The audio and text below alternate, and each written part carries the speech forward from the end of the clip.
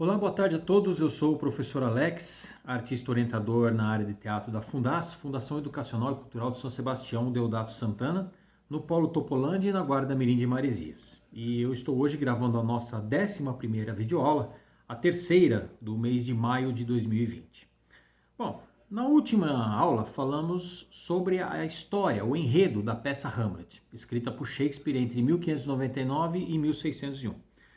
Hoje nós vamos falar sobre alguns conceitos dessa peça, em comparação com outras peças de outros autores. São identificadas muitas fontes antigas para o texto de Hamlet. A primeira trata-se de Hrolfs Saga Kraka, que era uma saga legendária da Escandinávia. Nela, o rei assassinado tem dois filhos, Hroar e Helgi, que passam a maior parte da história usando nomes falsos, ao invés de se fingirem estar em uma condição de loucura. E é nisto que o texto difere-se do Hamlet de Shakespeare, onde o príncipe finge-se de louco. O segundo é a lenda romana de Bruto, registrada em dois trabalhos latinos diferentes.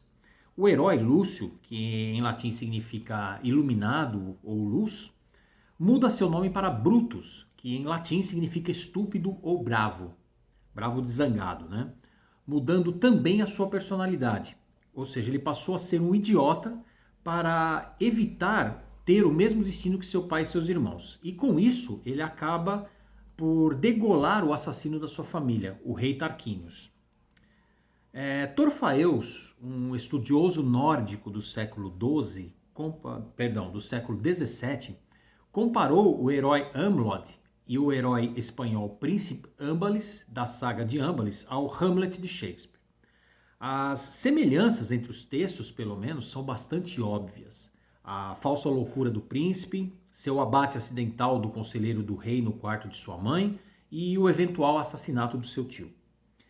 A maioria dos primeiros elementos legendários foram entrelaçados no Vita Hamlet, a vida de Hamlet, né? Vita Hamlet, que significa a vida de Hamlet, que data do século XIII, de Saxão Gramático. Lembra? Saxão Gramático, nós falamos sobre ele na outra aula, né? E essa peça fazia parte dos Feitos dos Danos. Escrita em latim, o texto reflete o conceito clássico romano acerca da virtude e do heroísmo, e foi amplamente estudado na época de Shakespeare. Os principais paralelos no enredo são a loucura fingida do príncipe, o casamento apressado de sua mãe com o usurpador, o assassino, né? E o assassinato que o príncipe cometeu de um espião escondido e a sorte que ele adquiriu de se esquivar da morte e fazer com que outros dois morressem em seu lugar. No caso de Hamlet, esses dois são Rosencrantz e Guildenstern, os amigos de Hamlet que eu falei na outra videoaula. Uma versão fiel e moderada da história de Saxo foi traduzida na França em 1570 por François de Belesforest, em seu Stories Trágicos, seria Histórias Trágicas. Belesforest, em seu trabalho de tradução, embelezou a obra de Saxo, além de dobrar o tamanho do texto e introduzir um elemento que com certeza Shakespeare usaria posteriormente, a melancolia do herói. Contudo, a teoria popular diz que a principal fonte do dramaturgo inglês para a criação de Hamlet foi a peça, hoje perdida, Ur-Hamlet, falamos dela também, que foi provavelmente escrita por Thomas Kidd. Ur-Hamlet foi encenada pela primeira vez em 1589 e é a primeira versão conhecida da história que incorpora um personagem fantasma. A companhia de Shakespeare, a Chamberlain's Man, talvez tenha adquirido a peça e encenado uma versão na mesma época, de modo que Shakespeare, que começou sua carreira literária revisando e difundindo textos de outros autores, retrabalhou em cima do enredo de Ur-Hamlet. Embora não se tenha notícia de nenhuma cópia dessa peça, Ur-Hamlet, é impossível comparar seu estilo e linguagem com as obras conhecidas de qualquer autor. Consecutivamente, não há evidências de que Thomas Kidd a escreveu, tampouco evidências de que a obra não foi a primeira versão de Hamlet do próprio Shakespeare. Essa recente ideia que coloca Hamlet como mais recente do que a data geralmente aceita, com um longo período de desenvolvimento, tem conquistado alguns defensores, enquanto outros estudiosos desmentem essa especulação.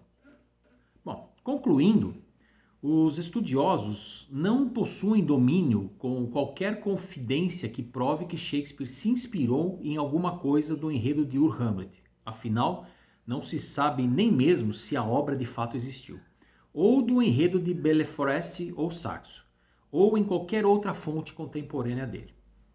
Não existem evidências claras de que Shakespeare construiu alguma referência direta com a versão de Saxo.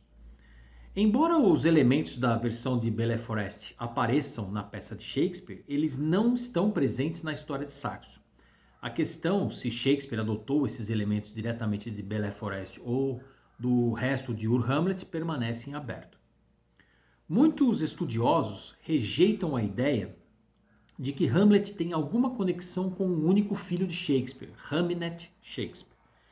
Eu digo único filho porque, vocês sabem, ele teve mais duas filhas, lembram? Susana e Judite. Esse filho de Shakespeare morreu em 1596 com apenas 11 anos de idade. Ao contrário disso, a sabedoria convencional prega que Hamlet tenha uma óbvia conexão com a lenda e que o nome Hamnet era bastante popular naquela época. No entanto, Stephen Greenblatt argumenta acerca da coincidência dos nomes, dizendo que a tristeza de Shakespeare perante a perda de seu filho talvez tenha o inspirado na criação da tragédia. Greenblatt reforça que o nome de Hamlet, Sadler, tinha seu nome escrito às vezes como Hamlet Sadler, e que na delicada ortografia daquela época, os nomes eram constantemente permutáveis. O próprio Shakespeare escreveu o primeiro nome de Sadler como Hamlet em seu testamento, e não como Hamnet. Bom, a data da criação da peça não é muito certa. O editor do New Cambridge, Philip Edwards, disse que qualquer data que se fizer de Hamlet deve ser provisória. A estimativa da data mais recente analisa que Hamlet possui frequentes alusões a Júlio César, que data de 1599. Em contrapartida, a data mais tardia é baseada na entrada da peça em 26 de julho de 1602, no Stationers' Registers, indicando que Hamlet foi encenada pela companhia Lord Chamberlain's Men.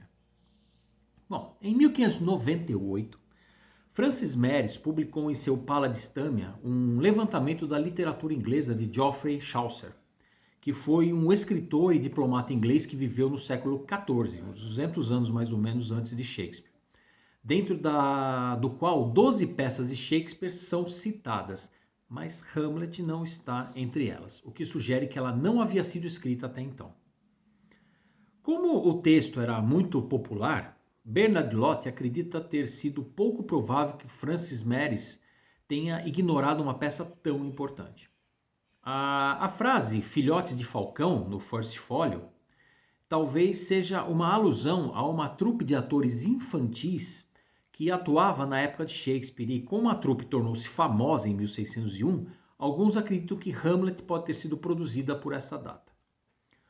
Um contemporâneo de Shakespeare, Gabriel Hervey, escreveu uma nota em sua edição de 1598 das obras de Chaucer, edição muito utilizada por alguns estudiosos para datar Hamlet. A nota de Hervey afirma que é uma forma sensata apreciar Hamlet e implica que o Conde de Essex, executado em fevereiro de 1601 por causa de uma rebelião, ainda estaria vivo, mas outros estudiosos consideram isso inconclusivo. Edwards, por exemplo, conclui que o sentido da época da nota de Hervey é tão confuso que ela é pouco usada na tentativa de datar Hamlet. Isso ocorre porque a mesma nota faz referência a Spencer e Watson, como se eles também estivessem vivos, dizendo nossos métricos florescentes. Contudo, a nota menciona o novo epigrama de John Owen, publicado somente em 1607. Bom, 3 primeiras edições do texto sobreviveram aos nossos dias, fazendo tentativas de estabelecer um único texto autêntico. Cada edição difere de uma outra em algum ponto. Primeiro, o primeiro quarto, o Q1, que nós vimos na aula passada, que em 1603 foi publicado e impresso os chamados maus primeiros quartos da peça Hamlet. O Q1 contém um pouco mais da metade dos textos depois do segundo quarto. O segundo quarto, que é o Q2, Nicholas Ling publicou em 1604 e James Robert imprimiu. Algumas cópias datam de 1605, o que pode indicar uma segunda impressão. Consecutivamente, o Q2 é datado de 1604 a 1605. E essa é a maior edição, embora omita 85 linhas encontradas na F1. Muito provavelmente para não ofender a rainha Ana da Dinamarca, que era esposa de James VI da Escócia e que também governava a Inglaterra sob o título de James I. O First Folio F1, em 1623, William Jaggard e Edward Blunt publicaram a primeira edição dos trabalhos completos de Shakespeare, ou seja, todas as peças de Shakespeare foram publicadas nesse ano. Os primeiros editores dos trabalhos de Shakespeare combinaram o material das duas primeiras fontes de Hamlet, disponíveis naquele tempo, a Q2 e a F1. Cada texto contém algum elemento que o outro carece, com algumas pequenas diferenças na formulação. 200 linhas são praticamente idênticas nos dois, e os editores combinaram em criar um texto que refletisse e imaginasse o ideal do original de Shakespeare. A versão de Theobald tornou-se estandarte por um longo tempo, e o seu texto completo continua a influenciar a prática editorial nos dias de hoje. Alguns estudiosos contemporâneos, contudo, desconsideram essa abordagem, considerando-a um Hamlet autêntico num ideal irrealizado. Uma publicação de 2006 por Arne Shakespeare dos diferentes textos de Hamlet em diferentes volumes é provavelmente a melhor prova dessa deslocação de foco e ênfase. Howe, em 1709, foi quem elaborou uma lista de personagens da peça pela primeira vez. Tradicionalmente, os editores de Shakespeare têm dividido o texto em 5 atos, mas nenhum dos primeiros textos de Hamlet, contudo, foi organizado dessa forma, e a divisão da peça em atos e cenas deriva de 1676. Bom, pelo que nós pudemos ver hoje, né, eu falei muita coisa, mas para deixar um pouco mais claro para todos vocês, não existe uma data específica para a criação desta peça de Shakespeare, né? Hamlet, uns falam 1599 a 1601, outros falam 1607, enfim. E existem várias crenças de que realmente Shakespeare escreveu essa peça baseado em outros espetáculos, né, de outros autores, como nós pudemos ver, né, que tinham mais ou menos o mesmo enredo, a mesma história. Mas isso também é uma coisa muito vaga. Bom, esses foram alguns dos contextos históricos da peça Hamlet.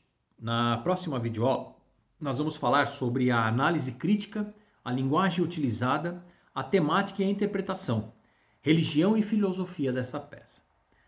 Todos tenham uma boa tarde e até a próxima aula. Tchau, tchau.